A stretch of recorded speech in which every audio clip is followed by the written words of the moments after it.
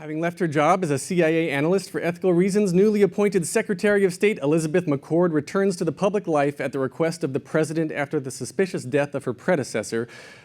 This is the beginning of the show. Valued by her boss and her apologetical leanings, knowledgeable of the Middle East, language skills, and creative thinking, Elizabeth drives international diplomacy, battles office politics, and circumvents protocol while negotiating national and international issues. At home, politics and compromise take on a new meeting with her supportive husband and 3 bright kids. We're going to roll a little sizzle for you to get going for season 4 here. Sunday, October 8th, Madam Secretary is back. Help, somebody! 22% of Americans believe you're guilty of murder. Don't miss the star-studded season premiere event. If I was gonna have someone killed, I'd at least be a little discreet about it. Madam Secretary, season premiere CBS Sunday, October 8th. All right, please help me welcome to the stage Morgan Freeman and Laurie McCreary.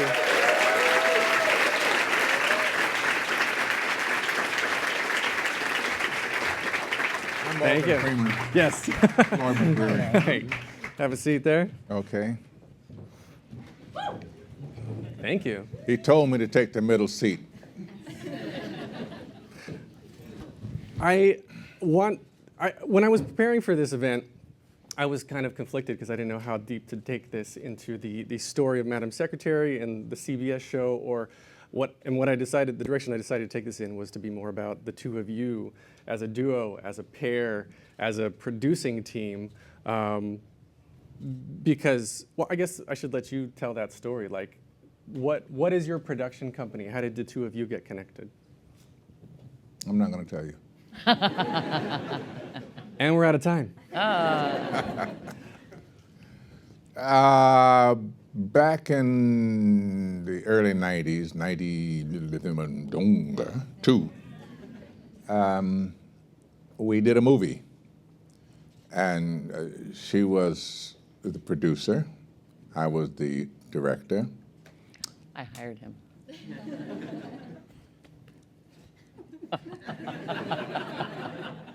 It's true. And we just, I don't know, had the same mindset, frame of reference, what to do, how best things should work, et cetera, et cetera, et cetera. And it made a pretty good movie. And a couple of years later, we were talking. Somehow we held on to each other. And I remember, I don't know if I asked Laurie what it was that she wanted to do or what, but at the time, Dustin Hoffman had told me, listen, you want to get your own stuff done, form a film company. That's easy to do. You can just form a film company, you call it a film company, and it's just a name on a piece of paper that you register somewhere. And I did, because then you can acquire and store properties. And so in this conversation with Laurie, she said, what I really want to do is run my own film company. You know, you get one of those things going on. I said, well, guess what? I have one, and I need somebody to run it. So that was the beginning of it. I said, okay, so what do we call ourselves? Well, depends. What do we want to do? Well, we want to make movies that speak truth and, what's that? Enlighten people, enhance the human experience. Yeah, that's it. So I said, Revelations. She said, great, she's Christian. So she immediately went to the Bible with the idea, and I thought, that's not it. We're revealing. Revelation means to reveal. So there we are, and here we are, I don't know how many years later, because I can't count, I don't 20. do math very well. How many? 20. 20. 20 since we started the company, 25 since we made the movie. Yeah, wow. And there you go. I was 10. Can I add a little color to that? Oh, please. So when we made a movie in Zimbabwe in 1992, which was a little crazy, and I was a computer scientist before I became a producer. I was a programmer, C++ programmer. I loved programming. I was really good at it. I was really good at it, but I really also was a storyteller from when I was 8 years old. I did theater, and I was sitting at the computer coding one night, and I thought, I really want to do something that tells stories. And at the time, I had started a software company that helped lawyers bill people more. So I was like conflicted. and so when Morgan and I were in Zimbabwe making this film, and by the way, Paramount Pictures sent me and my producing partner there without any other producers, only because I went into Paramount Pictures to the head of production, because he was going to grill me to see if I knew what I was doing. I went in with a compact dual drive computer with the first budgeting and scheduling software program on DOS. And he thought I was a genius, because he'd say, well, you need to cut 4 days out of your schedule. And I'd put, -4 and tell him how much, we're going to save $436,000. And he was writing down all these numbers. And what I found out much later was Paramount Pictures was still doing all their budgeting on paper, with calculators. So they thought I was like this genius producer, and all I really knew how to do was like search for grip and change a number on a budget. So it was really great to have the experience I had. And when Morgan and I were talking, DreamWorks was just starting their interactive division, and I was talking to them about going there and working. And I was conflicted, because I love technology, I love what it's doing to our industry, and I really wanted to go into more in the storytelling, but I didn't want to let go of the technology, and so this was the conversation we were having. And when he said, "Oh, would you like to start a film company?" What I said was, "What would that look like?" And what I was thinking on the inside was, "Oh my God!" So it was a match made in heaven. He's a great partner. All right, let me talk about me for a while. Go. I got a whole bio section on you. I like that. One of the lead-ins to this whole movie-making thing that we did was a year before I had worked with Clint Eastwood, the first movie I did with him. And Clint Eastwood as a director was like this. He's always on time, he's always on budget, because he doesn't fool around. So we brought our picture in on time and under budget. Under budget, like 800,000 under budget because Yeah. of the director. Because of Clint Eastwood. And this, Good teacher. what I didn't know, it's my first film. I thought every film started at 6 in the morning and wrapped by 3 in the afternoon, because that's the hours that Morgan kept. So my first movie, I thought, this is great. And then the next movie we did, it was 14-hour days, and I was thinking, what are we doing? I need Morgan to direct again. I just love that I've been up here for like 7 minutes and asked one question. Sorry. All right, ask another one. Well, you're here to promote Madam Secretary, among other things. So tell us about this show. Why did Revelations Entertainment decide to create and produce Madam Secretary? Good idea. Good question. It also was a good idea.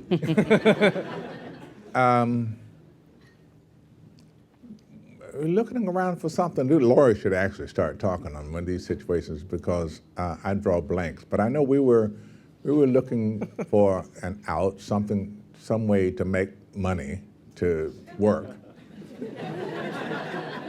As one should. Yeah, and we talked to, Nina Tassler. yeah, we had lunch with Nina Tassler of CBS, and I don't know, she said come up with something, didn't we? She said, yeah, we had lunch with Nina, and I said, filmmaking, the middle class of film was drying up. The $1 Million Babies, Shawshanks, those kind of movies are really hard to make, and 5 years ago, hard to make. And so we thought maybe we should get into television. So I basically we had lunch with her, and we said, how do we get into television? And she said, come back to us with a character that you can spend 100 hours with, or a place that you can spend 100 hours in. And being filmmakers, like 2 hours, I was like, okay, and we went away and thought about it, and the real story of the inception of the idea, I was sitting with our head of development at a bar next to our office, and Hillary's Benghazi hearings were on, and this image of her doing this. What difference does it, at this Yeah, what point, difference? what difference does it make, that statement? Yeah, and I thought, oh my gosh, because I figured she'd be going home that night talking about what happened, and I thought, okay, we could spend 100 hours with a female Secretary of State who has a family and what's going on. By that time, she was the third one we'd had. Yeah. And all three of them had left an indelible mark as our country's representatives. So, boy, there we go. We got strong women. Yeah, I mean, Madeleine Albright, Condoleezza Rice, and, Yep. and Yeah. Hillary Clinton, yeah. Yeah. So what is the truth that you were trying to show in the show of Madam Secretary? What truth are you trying to reveal? How government really, really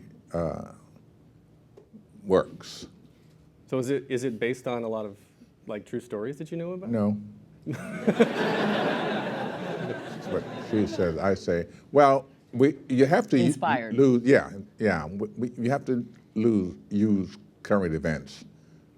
They inform the stories that we tell. But we make up shit too. Right. President Clinton came to us one time and said he loved our show, Madam Secretary, and then he said, but I wanted to be the character Henry because he's an agent and a professor. He's like, I wanted to go into the field. I want to do that. So it's not really true. Yeah. Yeah, you guys are good at name dropping. It's fun. Yeah. Oh, wow. Yeah, when Bill Clinton came and called me the other day, I was just like, "What's up, Bill?" And, it just happens. I know Bill. I know you do. I've known him since he was governor of Arkansas. Did you really? Yeah. Wow. And did he influence any of the show at all? Do you go to him for No. secret stories? No. No, you can't. No, say we that. can't, because we can't really use them. Right. It adds too much something, but come on, help. Pressure. Pressure. So, I love how you complete each other's sentences. Yes. Wonderful. And both of you wear so many hats, both in real life. Well, it's all real life, but in I guess not outside of the show and inside of the show specifically. So Morgan, you're executive producing, obviously, and you have a role that you reprise every now and then. And then now you're about to, or have directed your third episode of it? I have. Yeah. So when do you look at this and say, like, I'm going to be that guy, or I'm going to direct this episode? How do you go through that process? No, we've decided that this is going to be a tradition. I will direct the first episode of each season that we're on. So hopefully we have about 8 more seasons to go, by which time I'll be ready to retire. And why do TV shows? I've always wondered this. Why do TV shows switch directors so often? Very good question. We shoot every 8 days. We're either prepping the next episode, shooting the current episode, or editing the episode before. So at a minimum, you need 3 directors. If you had 3 directors, they'd be working, all the way through, and it's hard Day to and find. night. Yeah, and it's hard to find 3 directors who want to do the same show. And so we alternate directors. The first season, we had 17 different directors doing 23 episodes. This season, we have about 14 directors doing 23 episodes. So many of them do 2, and over half of them are female, which I'm very happy about. So 22, 23 episodes per season. That's a lot. Yes, every What- 8 days we get a new script, a new director, and a new story. So a typical season now, I mean, especially with the on-demand generation, you get like 8 or 10 or 12 episodes. Yeah, That'd be nice. So was it your decision? It doesn't sound like it to do It's 22 network. episodes. Network television is typically 20 to 24 episodes, and it's a very clear season. The things that are happening in streaming and cable, it's kind of a year-round business, and you can do 6 episodes, you can do 12. It's a little bit amorphous, and you usually get more time to spend. We have 8 days to shoot sometimes they have 12, 15 days to shoot one episode. So we're about to see episode 1, season 4 this Sunday. Is the whole season done? Are you still filming? We are on 408, episode 8. Wow. And we shot episode 1 in July, and it's airing in September. But by the time we get to Christmas, we'll have shot, I think it's episode 14, and it will air. We'll finish it on a Friday, we'll edit the next Friday, and it'll air Sunday. So it's very quick. Wow. And obviously things happen in real life, we'll call it. For example, like Tim Daly had his ski accident. I think it was middle season 2 or season 3, right? So how did that affect shooting? Did you have to write in any changes for that? Yes, the writers had to go back to 2 episodes that were already written and write in. The good news is at that moment we were shooting a big action scene where miraculously he didn't get hurt. So we just had him get hurt. That's funny. I guess that makes sense. You make the use of it. I mean, Yeah, it was more realistic for the show, really. Right. Not so good for him, but. Right. So Morgan, let's talk about you. Go ahead. Okay. Probably more well-known as an Oscar-winning actor. Got started at the age of 9 in a school play, won a drama competition at age 12, performed on the radio during high school, served in the U.S. Air Force, raising to rank airman first class. You took acting lessons. You were a dancer in the World's Fair. You've been in Off-Broadway in '67, and then in Broadway for an all-black version of Hello Dolly in '68. You didn't get to film until '71. What made you do that transition? No, I from childhood, I wanted to be in the movies. Yeah? Yeah.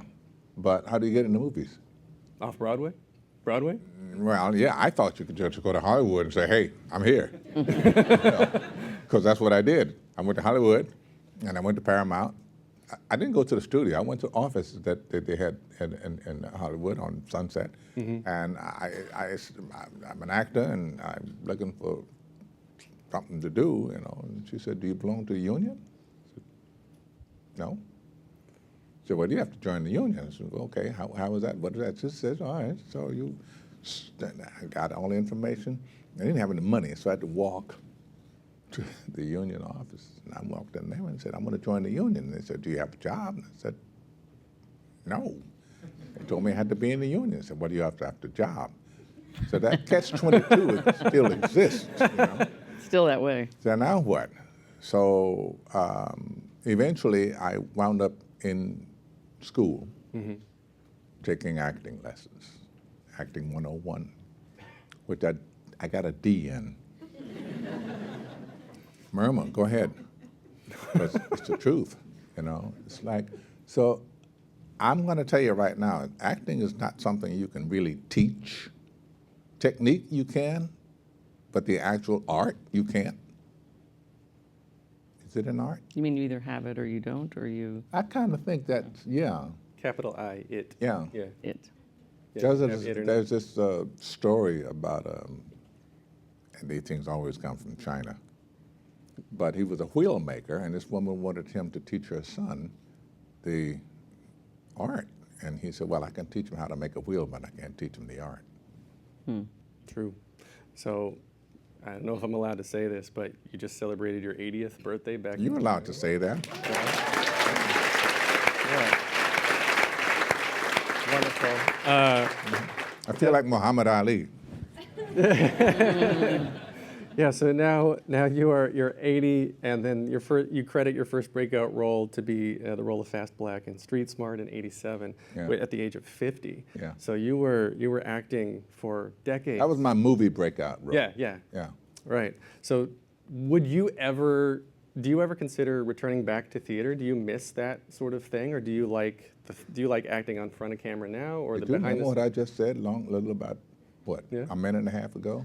I don't pay much attention. From childhood, I wanted to be in the movies. In the movies. Back in '08, I went back on stage. Yeah.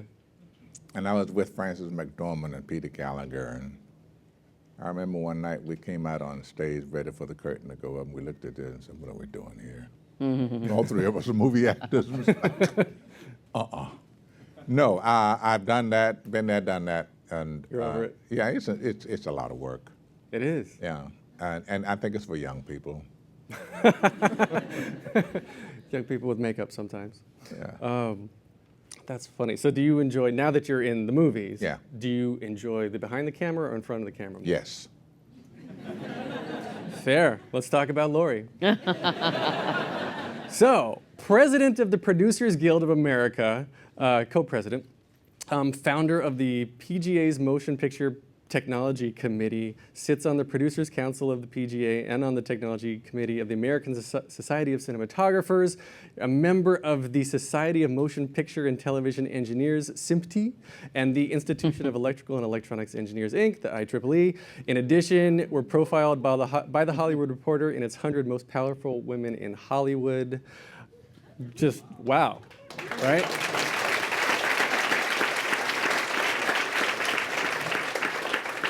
And so you've joined up with Morgan. You've had this great career, but I want to Call me Svengali.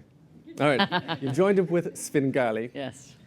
and Svengali Freeman, and you've got this great production career and things that you're doing now for CBS and for Nat Geo, National Geographic. We'll touch on in a little bit, but your computer science history. How did that even get started? And then why bring that into motion pictures now? Well, so I started when I was 8 in theater, and I thought what I was going to do with my life was own a theater and put on plays for a living until I found out that it's hard to make money doing that. But literally, I was filling out my college application, and a couple nights before, we had a computerized lighting system in our local theater, and the computer didn't turn on, and I had to run it manually. And I was kind of annoyed, so I thought, oh, I don't want to study theater. I've already done it. I'll study computer science. So kind of a fluke to do that, but I loved it. And I also really dug in, because when I went to the counselors, I went to UCLA, they told me I could write my own major, and I wanted to write a major between the arts, the College of Fine Arts, and the computer science department, because I thought they were connecting. And literally, the counselor said to me, you got to choose one, and you should probably choose theater. And I was like, okay, I will. I'm going to go to computer science. So I got my computer science degree, and I loved it. And I just saw it was just the beginning. I'm old, a lot older than you guys, but it was just the beginning. We had to build with our own breadboards, circuit boards. We had to build a computer from scratch, it was mix, machine code to make it work. So I loved it. I would still do it for a living if I didn't love even more telling stories, I think, that make a difference. And in our business, our industry, the actual making of film and TV is still very blue collar. We need so much help from you guys. There's a lot that we can do just kind of on an enterprise level to help us be more efficient in filmmaking and make better product more efficiently. And so that's what we've been talking about for the last 20 years in our company. We tried to push our industry to go quicker into downloading a film when the music industry was kind of crashing and burning. Our industry didn't go quick enough, I think, but we're getting there. And so there's a lot of room for all of y'all in the entertainment business. We need help. And what is the Picture Technology Committee? Motion Picture Technology Committee. There's a lot of there's 8,000 producers in the Producers Guild, and there were a lot of committees that were called new media. So people doing kind of short form content, and back in the day CD content and DVD content, and now online content. But there was no committee that looked at the way we make motion pictures, the literal coming there with our film cameras and all the people with a lot of paper on set, and figure out how to make it more streamlined. And I would love some cloud-based system that we all use. We don't have that yet. So the Motion Picture Technology Council looks at all of those things and tries to go to vendors and ask them to help us build systems like that. Wow, I feel like you could get James Cameron to help out with that. Yes, that would be good. Just more explosions, he would say. More technology for more explosions. Right, let's say. right. And that has led to ClickStar. What is that? Well, ClickStar was a company we started in 2005, back before streaming was a thing, back before iTunes was downloading movies, and we were the first downloadable movie site for... What was that movie, music thing where people were Napster. downloading? Napster. Napster. Yeah. And, Post-Napster, yeah. pre-iTunes. The idea was figure out a way to download movies, but have digital rights management, that right? DRM? Very good. DRM? So that it was a safe to do when we did it. But we were a couple of years ahead of our time. The bleeding edge instead of the cutting edge, so we kind of got... Yeah. You were the Google Glass of wearable Exactly. technology. I wore Google Glass to the Emmys the first year they came out. I loved those. Did you get... I got a lot of photographs. Yeah? I want to go back to Madam Secretary for a little bit here. The casting, the cast complements itself, complements each other so well, and Téa Leoni is an incredible choice for the character of Elizabeth. How did you find her, and was she an obvious choice, or was it hard to cast Elizabeth? No. No, she was the first person that Nina Tassel brought up to us. They'd been evidently trying to get Téa to do something for 9 years. CBS had, and all the other networks. But she had, she lives in New York. She was raising her kids. She was, And she had another show. Yeah, and actually she had committed to another show, and then she read our script. Yeah. And she loved it. That was a shoe-in. So she was attached early on, it sounds like. And then how did you flesh out the rest? Like Tim Daly's great. Patina, I knew Patina from when she was in Sister Act.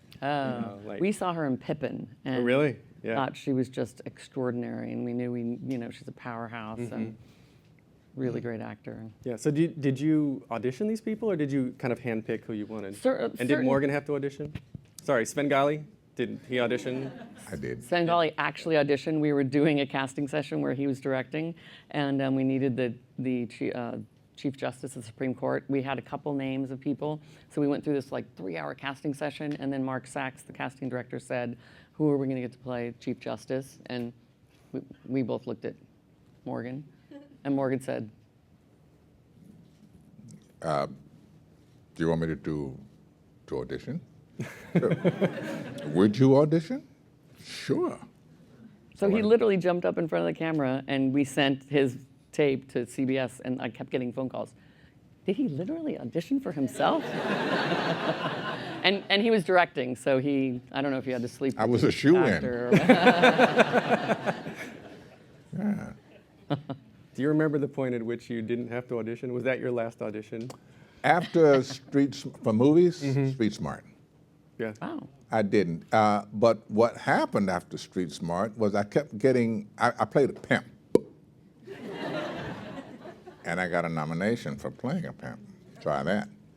But I kept getting these scripts for these kinds of guys, It's like, well, they thought that actually I had been brought in off the street and just happened to be one of those, lucky things. Yeah. And the people in New York, because I'd been doing everything from Dungeon Theater to Broadway in New York. So well, this guy is a Shakespearean actor, y'all. You don't know him. Because they was, who is that? So, what was I saying? About Last whether time you you had to auditioned. Oh, yeah, I didn't have to audition after that. Really. I was just And you auditioned for yourself. stuff. Yeah. Did you give yourself any audition notes? Yeah, I used the KISS principle. Keep it simple, stupid? Yeah. Yep.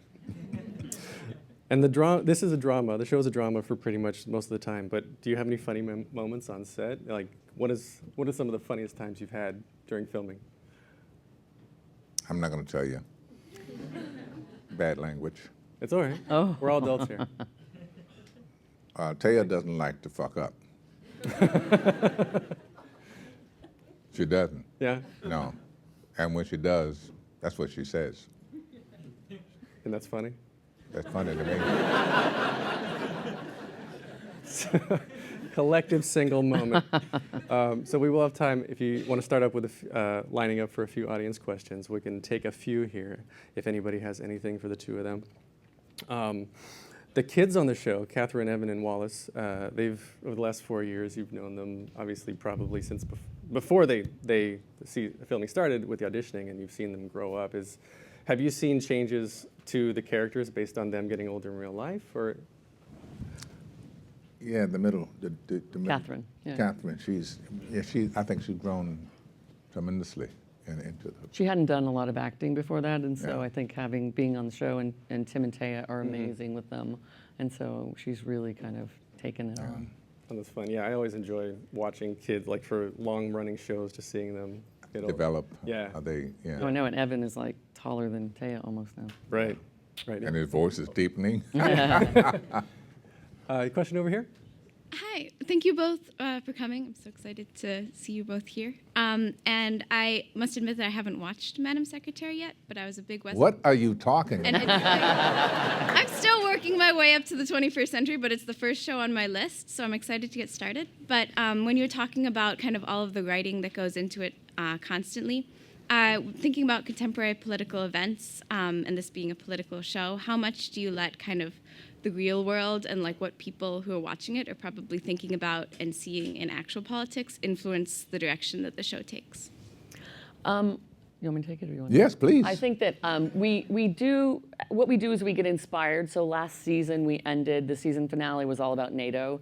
And when we were conceiving of what the show would be, there was a lot of talk about should NATO be disbanded.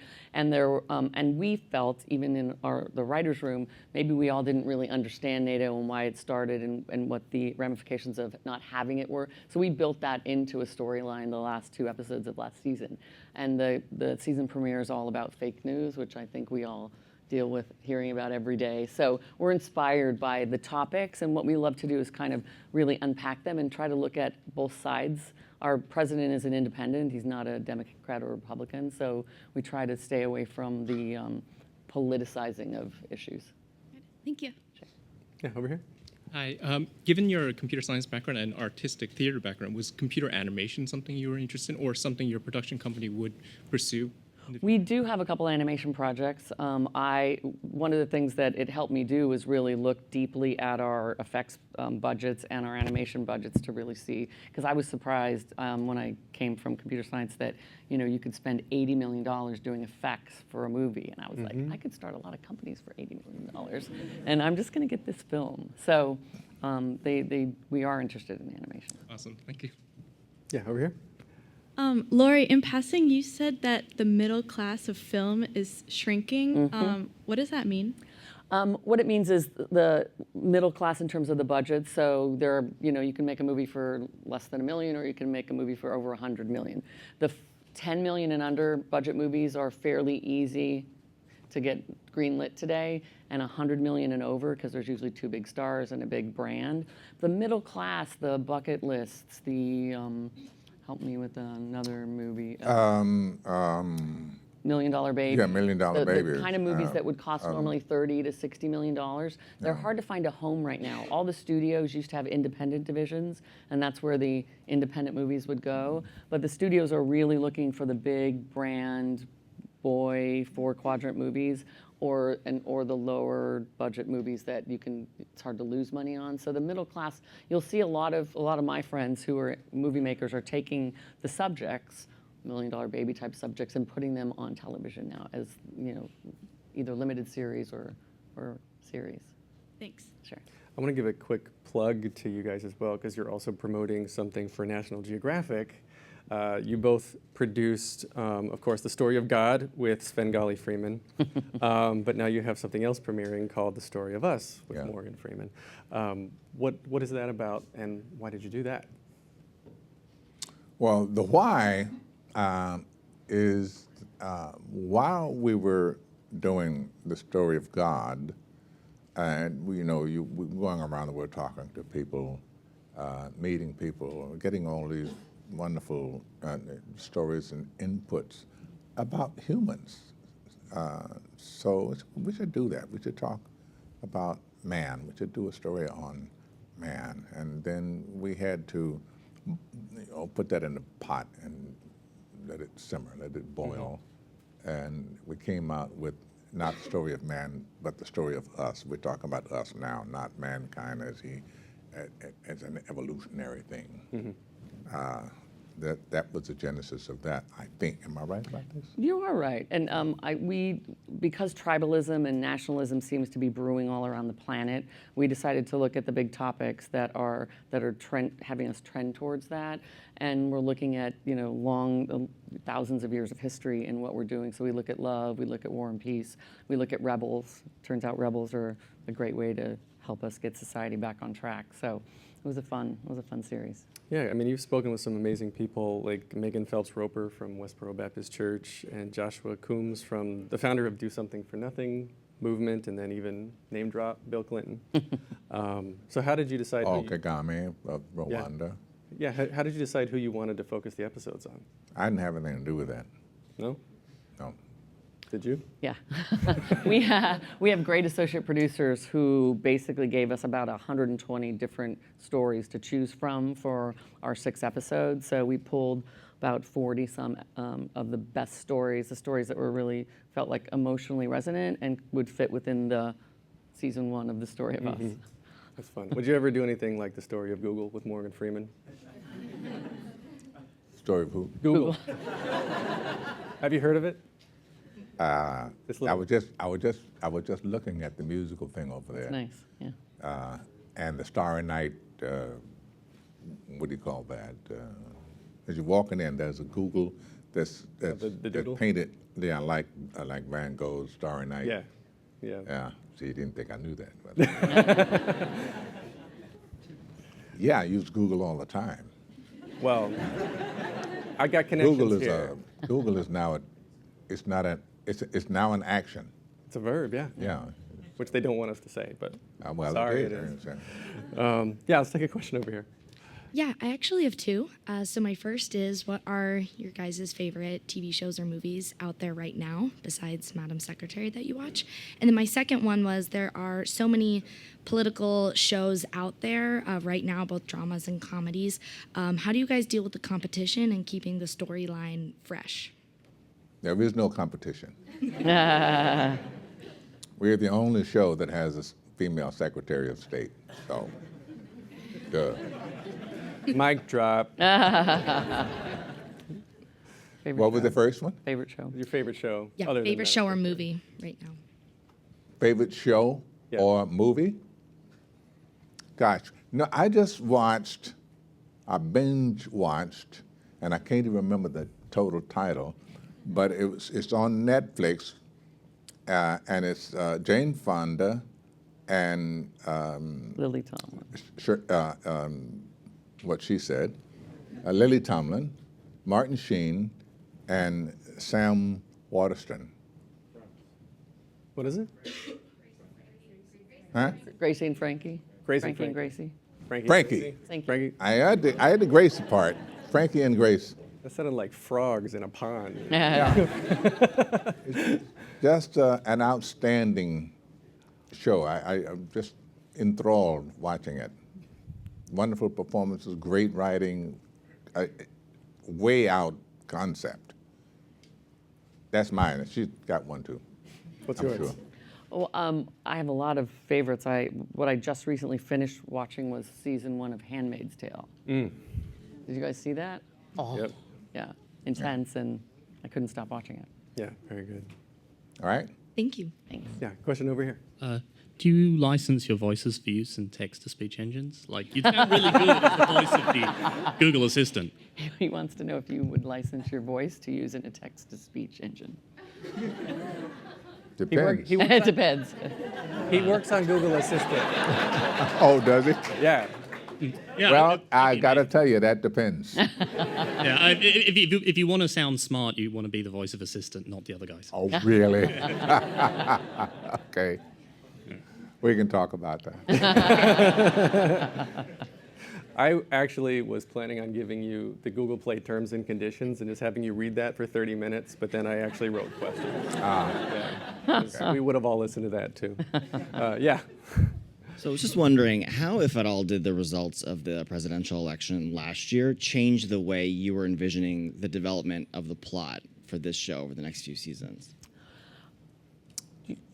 You know, you watch something like that and ask yourselves, can we use it? The answer is a universal no. I mean, the good news for us, I think, was we started the show 3 years before the presidential election. So we started the show 2 election cycles ahead of where we were then currently. So in our world, the current administration never existed. So we choose to look at our show as a more aspirational version of maybe what we're seeing in real life right now. And we try to create something that on Sunday nights you could watch, feel good about the world, and sleep a little better. Well done.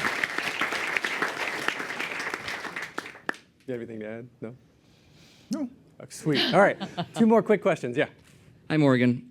Hi. My name is Fizz, and you clearly have such a celebrated career with so many different roles that people recognize you for, right?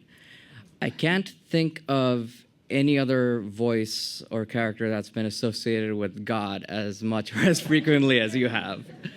How does that feel? Is that empowering? Is that strange? Do people come up to you asking about that, or am I the guy asking a stupid question? It's gotten to be a Peter. A what? Peter. Pain- You got it. It's terrible to be so closely associated with the idea of God. It tends to reduce the importance of the idea of God, to walk around saying this guy reminds you, I'd rather not. Here again, we're talking about something that's good on one side and really, really bad on the other side. You like getting recognition for the work that you've done, but some of it's a little over the top. Okay? Cool. Cool. Yes, last question. I'm a huge fan of the show, so thank you so much for coming. And since starting to watch it, I have cut my cord, and I don't have cable, right? So it's the world of Netflix, the world of Hulu. CBS is on its own. So I just wondered, as creators, and you mentioned film friends or moving on to this TV world, as creators, how do you feel about this whole thing? Like, how do you feel about CBS being separate from the others, and does it disappoint you, or is it exciting, and how do you feel?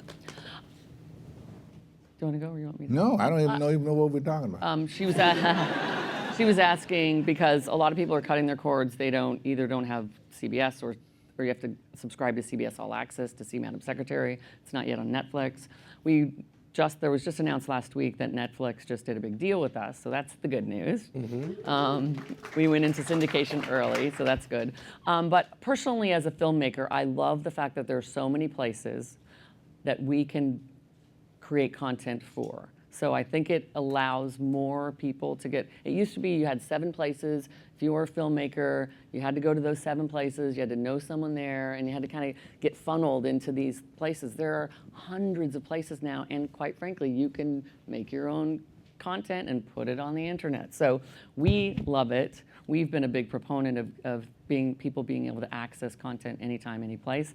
I would love it if our films and our TV content are more accessible to everyone. It's going to take a while because it's all still flushing out, and people have business models. Like CBS has a business model, and they know what they're going to make and how they're going to make it. And if you break it up, it's going to if you break up like network television, it could break the whole thing. So they're doing it slowly. And CBS is one of the first to have their own CBS All Access. So I applaud them for dipping their toe in before some of the others. And I'm just excited to see what's next. You know why she's so smart? She has an outstanding set of parents. I do. Really created her. Literally? Yeah. Yes. Literally. Yeah. All right, so last question from me. Looking back on your careers, both of you, is there a single defining moment that you can look at and say, this is why I am today because of that moment? Yeah. Yeah. When I was 12 years old, I pulled a chair off from under a girl. And she chased me because she was really going to kill me.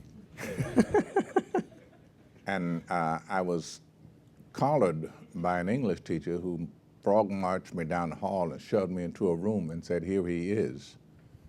And that was my first opportunity at getting on stage as an actor. And you enjoyed it? Immensely. Yes. I got my first Best Actor award. Detention? Detention? For pulling the chair out from under the girl? Well, I tell that story now, and she was at my 80th birthday party grinning. That's funny. Lori, do you have a moment? I honestly, not just because he's here. I think meeting Morgan was the defining moment of my career. I came from. I was making my first movie. I didn't know if it's what I was going to be doing the rest of my life, and thankfully, when we connected, I immediately got something that it's hard to get in our business, which is when I walked into a room, he, even if he wasn't there, walked in before me. So people automatically gave me more credit for being smart, full of integrity, everything you see this man is. And so I've been able Not bad looking. Yeah, good looking.